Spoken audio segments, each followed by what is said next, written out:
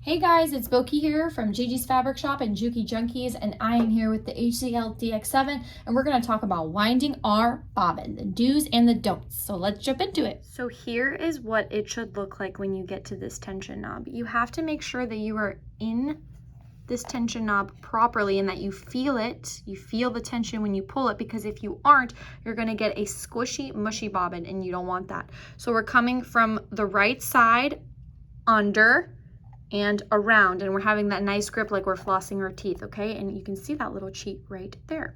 Next, we're going to take our thread and we're going to click it right under this little guy as a guide. All right, so here's another pro tip from me to you. Let's say you're in the middle of a project and you run out of bobbin. It's time to wind it and you already have the machine threaded. We're gonna clip our thread, okay?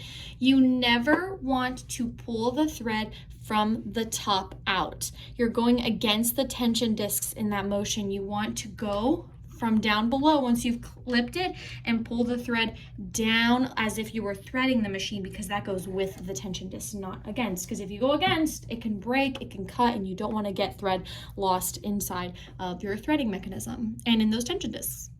So here I have my thread on the spool holder, just like I did in my threading video. The thread's coming from underneath, okay?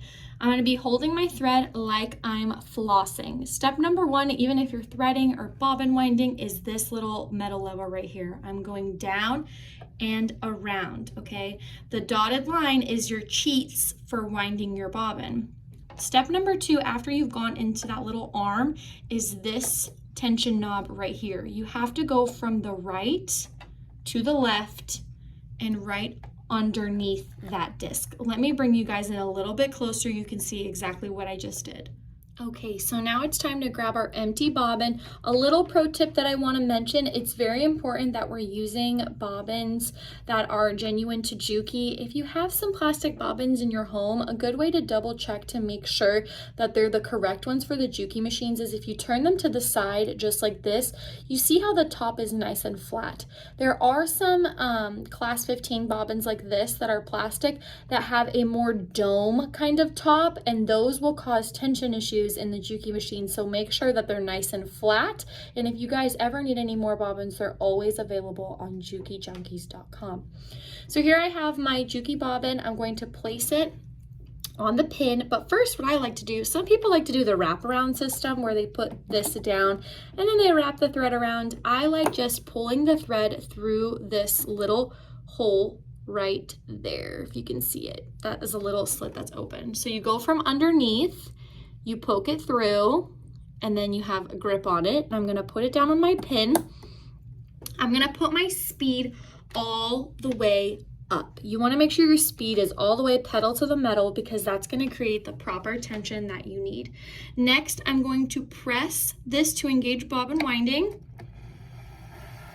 And then if I wanna stop, once I've kind of wrapped around a little bit, I'm going to cut this off and proceed winding my bobbin. I wanted to come in here a little bit closer. You can see how it's evenly winding the bobbin.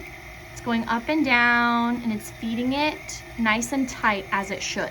This has an auto declutch, so when the bobbin is full, it will disengage and you're ready to go. So here we are almost finished. Aha, and it's snapped. So we're ready to cut our thread.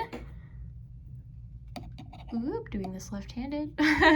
And I'm gonna show you how the tension on this bobbin is just perfect. You see how nice and tight that is? I can press it and it's not going anywhere.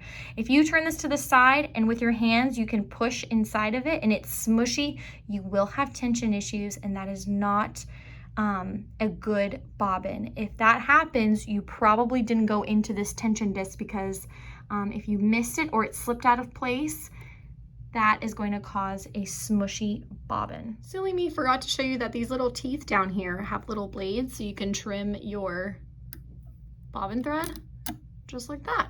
So you don't have to use scissors if you don't have them on hand. They have little blades on all these little spurs where you can just glide them through and cut it and you're ready to go. I hope you guys found this video helpful in how to wind your bobbin.